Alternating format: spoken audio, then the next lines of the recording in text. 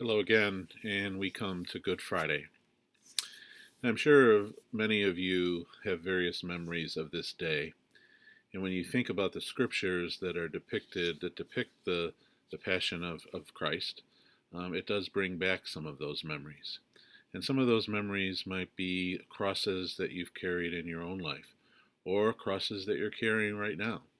And I'm sure that if we all look at our own lives right now, we know that we are carrying a cross because we're not being able to be physically together to celebrate the Paschal Triduum and Easter and be able to be with our parish family. But when I was younger, our home parish of St. Thecla offered Stations of the Cross on Fridays during Lent at 3 o'clock. And even though I was a public school student, I always made a point of walking the 5 blocks to church so that I could tend the stations on Good Friday because we had that day off of school. But the brutality of the Passion never really connected me until I was in 8th grade. And I went to religious education that year where the catechist, her name was Mrs. Mahoney, I'll never forget her, spent the time describing in detail the events of the Passion. You know, what happened to Jesus when the crown of thorns was placed on his head? What happened to Jesus when he was nailed to the cross?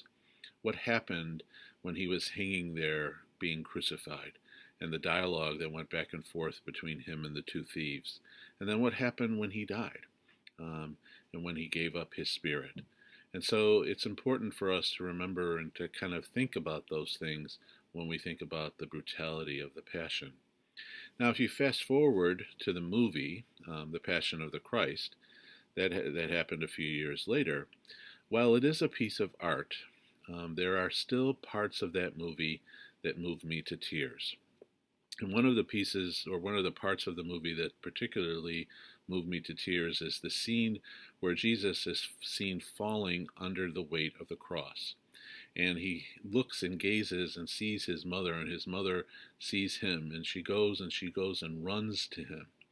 And then all of a sudden there's a flashback, and the flashback goes to the time when Jesus was a youth, when Jesus was a child, and he fell. And as a mother, Mary went running to him to pick him up and to see that he was okay. And Jesus, going back then to the scene of him falling under the weight of the cross, he says to his mother, Mary, "See, mother, I make all things new." And that is what Jesus does for us this day.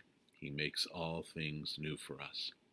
And so as a deacon, I always feel honored to participate in the Good Friday liturgy of the Passion because it brings with it a prostration where we prostrate in front of the altar, something that all of us who are ordained did on the days of our ordination, where we prostrated and where we say and remind us that we're not worthy of the love that God has shown all of us. But yet, because even though we are unworthy, he does make all things new every day.